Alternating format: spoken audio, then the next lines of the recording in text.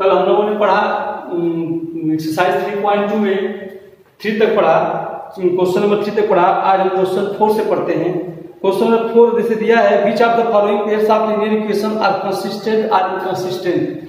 मैंने आपको कल बताया था कंसिस्टेंट क्या होता है, इनकंसिस्टेंट क्या होता है। मैंने कंसिस्टेंट के लिए जो बताया था, कंसिस्टेंट वही होता है जहां पे जो लीनियर इक्वेशन इनकी सॉल्यूशन को सेटिस्फाई करे या मेनी सॉल्यूशन को सेटिस्फाई करे। कंसिस्टेंट फॉर कंसिस्टेंट मैं बताया था आपको, कंसिस्टेंट वही होंगे जो लीनियर इक्वेशन जो दिया रहेगा आपको, वह या तो इनकी solution a1/a2 does not equal to b1/b2 को सेटिस्फाई करे, या तो होता है इनकी सॉल्यूशन के लिए इनको सॉल्यूशन आर वन सॉल्यूशन बोलते हैं इसे, इनकी सॉल्यूशन आर वन सॉल्यूशन। दूसरा या तो मेरी सॉल्यूशन के लिए सेटिस्फाई करे, a1/a2 equal to b1/b2 equal to c1/c2, a1/a2 equal to b1/b2 equal to c1/c2, ये होता है मेरी सॉल्यूशन।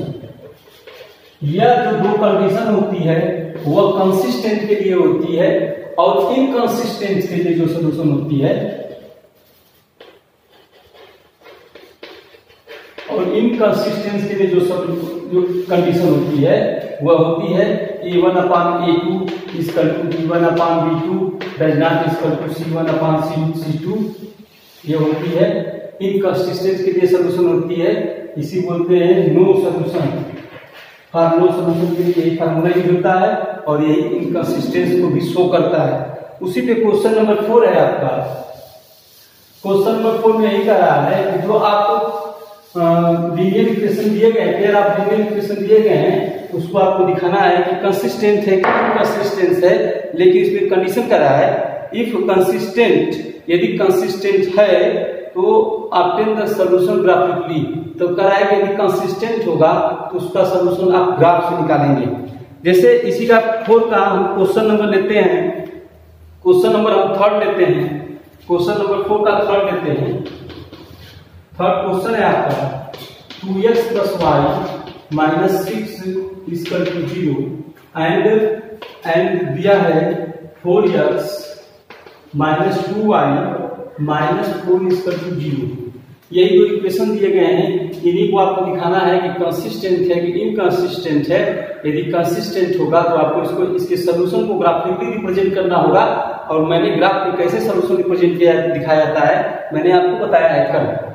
तो पहले तो इसका हम कंपेरिजन कराएंगे इसके जनरल फार्मूले से, a1x + b1y + c1 = 0, a2x + b2y + c2 = 0। इसको कंपेरिजन कराएंगे, और कंपेरिजन कराने के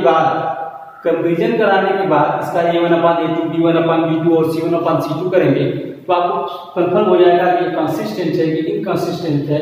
यहाँ पे a1/a2 b1/b2 और c1/c2, a1 की वैल्यू है 2 और a2 की वैल्यू है 4, b1 की वैल्यू है 1 और b2 की वैल्यू है -2, और c1 की वैल्यू है -6 और c2 की वैल्यू है -4। इसको थोड़ा हम साफ कर दें। 1/2 equal to does not equal to -1/2, ये भी कट जाएगा, 2 3 3/2 डज नॉट इक्वल टू, कोई किसी के बराबर नहीं है। इसका मतलब ये जो कंडीशन को फॉलो कर रहा है वो a1/a2 does not equal to b1/b2, और ये किसी कंडीशन होती है, कंसिस्टेंसी कंडीशन होती है। कंसिस्टेंट ये लीनियर इक्वेशन कैसा है, कंसिस्टेंट है, और जब ये कंसिस्टेंट है तो इसको क्या करिए आप, इसका आप सॉल्यूशन निकालिए ग्राफिकली। और ग्राफिकली सॉल्यूशन कैसे निकालते हैं आपको पता है, इसके लिए डाटा दोनों के लिए डाटा अरेंज करते हैं। डाटा अरेंज करने के बाद उनके कोऑर्डिनेट को आप ग्राफ पे दिखाएंगे। अब जहां पे अब चूंकि ये वाली कंडीशन है तो ग्राफ वो इंटरसेक्ट करेगा। आपको पता है जब ये की सॉल्यूशन होता है तो ग्राफ इंटरसेक्ट करते हैं। तो इसको हम दिखाते हैं, ग्राफ में दिया है आपका 2x प्लस वाई माइनस 6 इक्वल टू 0, तो 2x plus y equal to 6, तो y इक्वल टू हो जाएगा आपका 6 माइनस 2x। इसके लिए डाटा अरेंज कर लीजिए, उसका कोऑर्डिनेट शो कराइए, आपका आंसर आ जाएगा x और ये y। x y हो गया आपका। x की वैल्यू यहाँ पे 0 पुट करेंगे, x की वैल्यू 0 पुट करेंगे तो y आएगा, यहाँ 0 पुट कर दिया, 2 × 0 0 और 6 आ गया आपका। x की वैल्यू जब 1 पुट करते हैं, x की वैल्यू जब 1 पुट करते हैं तो 4 आता है, और x की वैल्यू जब 2 पुट करते हैं तो 2 आता है। देखिए x की वैल्यू 2 2 4, 6 में से 4 गया 2, 3 बहुत है। दूसरे के लिए डाटा अरेंज करते हैं, दिया है 4x minus 2y equal to 4, तो आपका माइनस 2y इक्वल टू हो जाएगा 4 माइनस 4x, और तो 2y इक्वल टू हो जाएगा, माइनस कॉमन लेते हैं तो 4x माइनस 4, तो y इक्वल टू हो जाएगा 4x माइनस 4/2। इसके लिए एक डाटा, इसके लिए बनाते हैं, डाटा अरेंज करते हैं। ये आपका x और ये y, x और y है। x की वैल्यू यहाँ पे क्या पुट करेंगे, x की वैल्यू यहाँ पे 0 पुट करें, x की वैल्यू 0 पुट करेंगे, x की वैल्यू 0 पुट करने के बाद जब x की वैल्यू 0 यहाँ पे पुट करेंगे तो 4 × 0 0 0 minus 4 minus 4 minus 4/2 minus 2। x की वैल्यू जब हम पुट करते हैं यहाँ पे 1 1, मतलब ऐसा वैल्यू पुट कीजिए कि इसमें परफेक्ट नंबर आ जाए, फ्रैक्शन में ना आए तो ठीक है। 1 पुट करेंगे तो 4 में से 4 गया, 4 1 पुट करेंगे 4 में 4 में से 4 गया, 0 0 तो 0 आ जाएगा। और पुट कर दें, आपको यहाँ पे 2 पुट कर दें, 2 पुट कर दिए, 2 4 जा 8, 8 में से 4 गया 4 4 2 आ गया। अब दोनों ग्राफ का डाटा अरेंज कर दिया। अब दोनों ग्राफ के डाटा को हम ग्राफ पेपर पे जब इसको दिखाएंगे तो देखेंगे कि हमारा सॉल्यूशन मिल जाएगा। इसको दिखाते हैं यहाँ इस मीटर, क्वेश्चन देख लीजिए पूरा।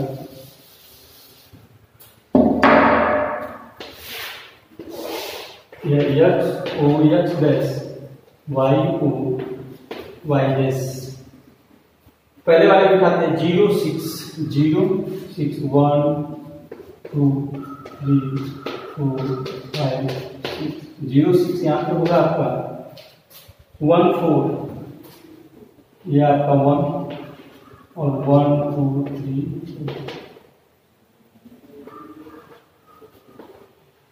1 4 यहाँ पे होगा। इसके बाद 2 2 2 और ये 2, देखिए ये लाइन आ रही है, यही लाइन आएगी 2 2। ग्राफ से आप लोग करेंगे तो आप लोगों का सही आएगा। x इस दूसरे वाले दिखाते हैं 0 माइनस 2, 0 और माइनस 2 1 2, 0 माइनस 2 1 0, 1 आपका हो गया इधर, 1 0 यहाँ पे हो गया, 2 2 2 2 यही होगा। इसको ध्यान कर दें, कहाँ पे एक दूसरे को काटते हैं, एक पॉइंट 2 2 पे काटते हैं, इनका जो सॉल्यूशन क्या होगा, आंसर 2 2 होगा। यानी x की वैल्यू भी 2 होगी और y की वैल्यू भी क्या होगी, 2 होगी। समझ में आ गया होगा आपको। बाकी नेक्स्ट क्वेश्चन, बाकी जो क्वेश्चन दिए गए आप कर लेंगे। अगर कंसिस्टेंट होगा, पहले आप उसको लीनियर इक्वेशन को जनरल सॉल्यूशन से कंपैरिजन करने के बाद a1 a2 b1 b2 c1 c2 से कंपैरिजन कराएंगे। अगर वो कंसिस्टेंस की कंडीशन को फॉलो करेगा तभी आप ग्राफ देके सॉल्यूशन निकालेंगे। अगर इनकंसिस्टेंट है तो उसका सॉल्यूशन नहीं निकलेगा, सॉल्यूशन निकलेगा ही नहीं, ठीक है ना। अब है आपका क्वेश्चन नंबर 5। क्वेश्चन नंबर 5 है,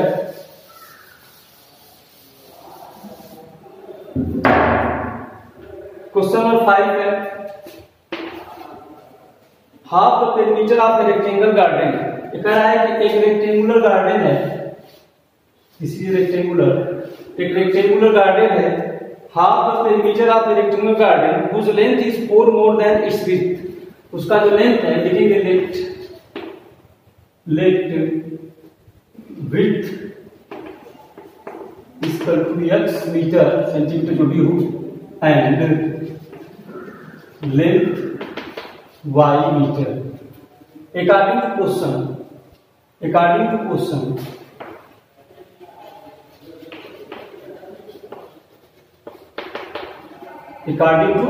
आप क्वेश्चन को पढ़ेंगे। Half the perimeter of rectangular garden whose length is 4 more than its width, whose length is, उसका जो लेंथ है वह उसके ब्रेथ से 4 ज्यादा है, 4 अधिक है। कह रहा whose length is 4 more than its width, अपने width से 4 क्या है अधिक है। पहली कंडीशन में तो आपका जो इक्वेशन बनेगा वो बनेगा x minus y equal to 4, equation number first. Second condition में कह रहा है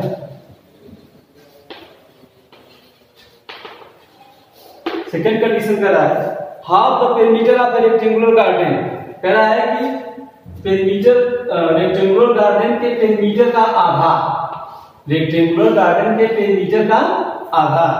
तो पेरीमीटर ऑफ रेक्टेंगल, जैसा कि आप समझ जानते हैं 2 ब्रैकेट में l प्लस बी, 2 ब्रैकेट में l प्लस बी, कह रहा है कि half the perimeter of a rectangular garden is 36 metre, इसका हाफ कर देंगे 2l प्लस बी अपॉन 2 इसका 36 है।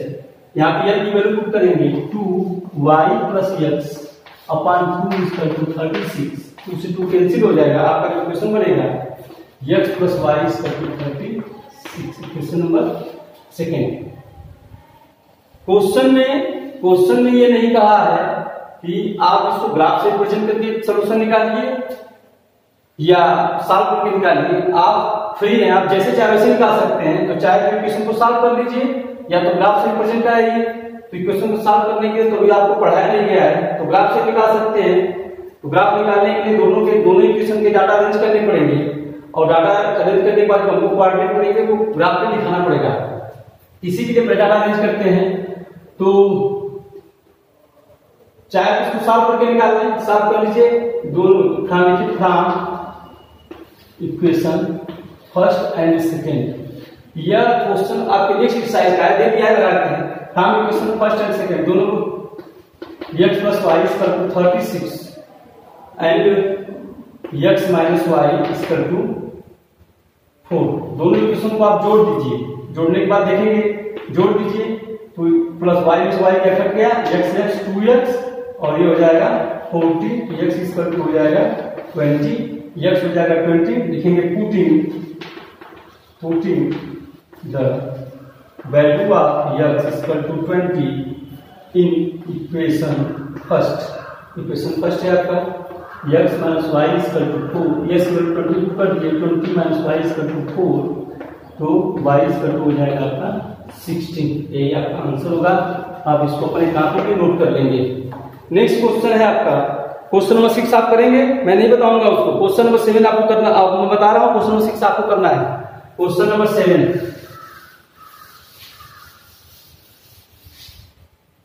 क्वेश्चन नंबर 7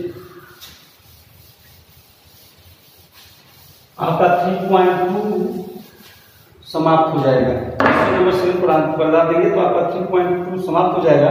इसके बाद आपको पढ़ाना है algebraic method of solving a pair of linear equation. Linear equation को एल्जेब्रिक मेथड से कैसे सॉल्व करते हैं, उसके लिए बहुत मेथड है आपको, illumination method, substitution method, cross multiplication method, ऐसे बहुत से मेथड हैं, सबको बताएंगे आपको, उससे कुछ सॉल्व करना होगा। क्वेश्चन नंबर 7 देखिए, क्वेश्चन नंबर 7 है draw the graph of the equation. कह रहा है कि दिए गए इक्वेशन का आपको ग्राफ ड्रा करना है। क्वेश्चन पढ़िए, draw the graph of equation. Equation दिया है, it is given that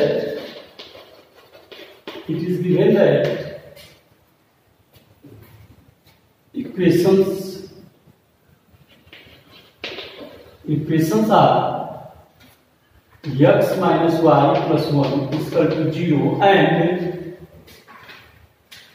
3x plus 2y minus 12 equal to 0। ये दो इक्वेशन दिए गए हैं आपको।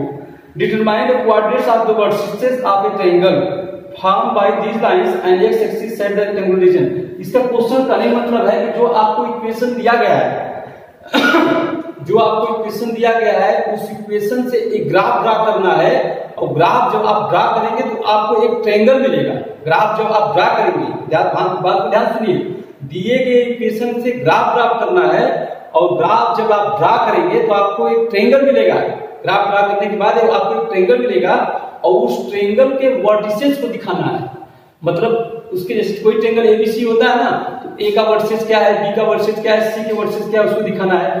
पहले तो आपको दोनों इक्वेशन का ग्राफ ड्रा करने के लिए आपको एक डाटा अरेंज करेंगे, और उस डाटा से आप एक ग्राफ ड्रा करेंगे। First x minus y plus 1 equal to 0, x minus y equal to -1, तो minus y equal to -1 minus x, y equal to हो जाएगा आपका x प्लस 1। फर्स्ट आपका इक्वेशन बनाइए, इससे आप डाटा अरेंज करेंगे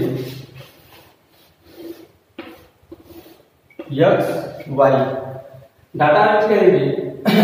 s की वैल्यू जब 0 पुट करते हैं 1 आता है, s की वैल्यू जब 2 पुट करते हैं 1 पुट करते हैं 2 आता है, 2 पुट करेंगे 3 आएगा, 3 पुट करेंगे 4 आएगा, ऐसे आप पुट कर लेंगे। फर्स्ट इक्वेशन क्लियर हो गया। सेकंड इक्वेशन है आपका 3x plus 2y minus 20 equal to 0, 3x plus 2y equal to 12, तो 2y इक्वल टू हो जाएगा 12 minus 3x, y equal to हो जाएगा 12 minus 3x upon 2, 12 minus 3x upon 2। इसके लिए डाटा अरेंज करेंगे x y, वैल्यू पुट करिए x की, s की वैल्यू हम जब 0 पुट करते हैं, s की वैल्यू जब हम 0 पुट करते हैं, s की वैल्यू जब हम 0 पुट करते हैं तो आपको मिलता है 6, क्योंकि 3.00 बराबर 3/6। s की वैल्यू जब हम 2 पुट करते हैं, 1 पुट करते हैं तो 9.2 आएगा, नहीं करेंगे। s की वैल्यू 1 पुट करने के लिए 2 पुट करेंगे, s की वैल्यू जब 2 पुट करते हैं, s की वैल्यू जब 2 पुट करते हैं तो 3 2 जा 6 में 6 जा 3 बचा। s की वैल्यू जब हम 2 पुट कर लिया, 2 पुट करने के बाद आप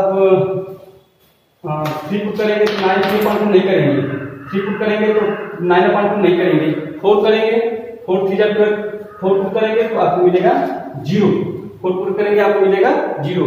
दोनों इक्वेशन के लिए डाटा अरेंज हो गया है, दोनों इक्वेशन के लिए डाटा अरेंज हो गया है। अब इस डाटा से एक ग्राफ ड्रा करेंगे, और उसी से आपको क्वेश्चन आपका कंप्लीट होगा। ग्राफ बनाते हैं। पहला है यह आपका x को x डैश जिसे x एक्सिस कहते हैं, y को y डैश जिसे y एक्सिस कहते हैं। x y ये 0 1 है, पहले भी लिखा था 0 और 1 यहां पे होगा 0 1, फिर है 1 2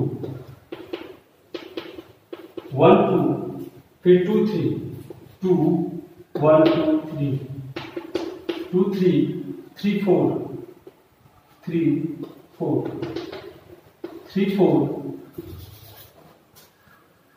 इस इक्वेशन के डाटा को दिखाते हैं 0 6 0 1 2 3 4 5 6 0 6 0 6 2 3 2 और 3 है आपका 1 2 3 2 3।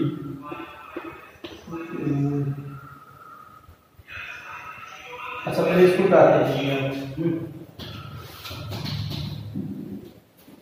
0 6 0 और 6, पहला का ये हो गया 2 3 2 और 3 1 2 3 2 3 4 0 1 2 3 4 0 4 0।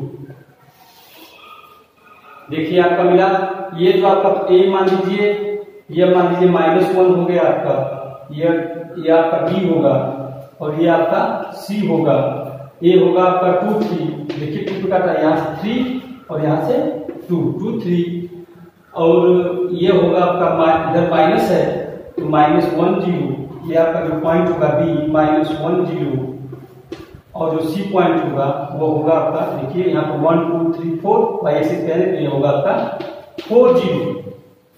इस प्रकार से आपका एक्सरसाइज 3.2 फिनिक्स होता है। कल हम पढ़ेंगे algebraic method of solving a pair of linear equation, इसको मैं कल बताऊंगा। ओके।